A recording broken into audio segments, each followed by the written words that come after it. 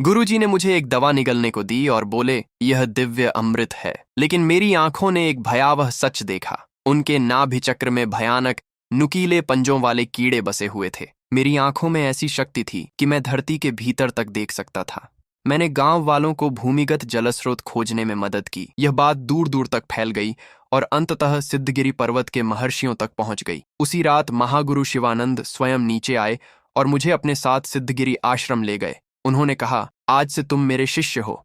उन्होंने मुझे एक दिव्य अमृत देते हुए कहा, इसे खाओ। मैंने सिर झुकाकर कहा, गुरुदेव आपका धन्यवाद। मैंने दिखावे के लिए अमृत मुंह में रख लिया। अपने कमरे में लौटते ही मैंने वह अमृत बाहर थूक दिया। उसकी मीठी परत टूट चुकी थी। मैं सिहर उठा। उस दिन से मैंने रोज झूठ मूठ अमृत खाने का नाटक शुरू कर दिया। कई महीने बीत गए, लेकिन मैं अब भी अगले साधना स्तर तक नहीं पहुंचा। मेरे वरिष्ठ शिष्य बेचैन होने लगे। मैं उन्हें चुपचाप देखता रहा। उनके शरीर के भीतर वही राक्षसी कीड़े घूम रहे थे। अब मुझे सब समझ आ गया था। जिसे वे दिव्य अमृत कहते थे, वह वास्तव में उन कीड़ों के अंडे थे। केवल उन कीड़ों को पालने के लिए एक जीवित पात्र थे।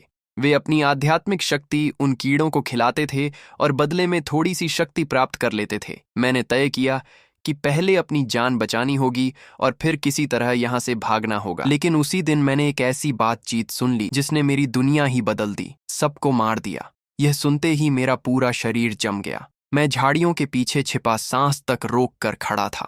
यह सिद्धगिरी आश्रम आने का मेरा तीसरा महीना था। मैं अपने नए शिष्य पट्ट के साथ दूसरे वरिष्ठ भाई आदित्य से मिलने जा रहा था ताकि भागने का मौका मिल सके। हमेशा मुस्कुराने वाला दूसरा वरिष्ठ भाई अपनी तलवार से खून पोंछ रहा था।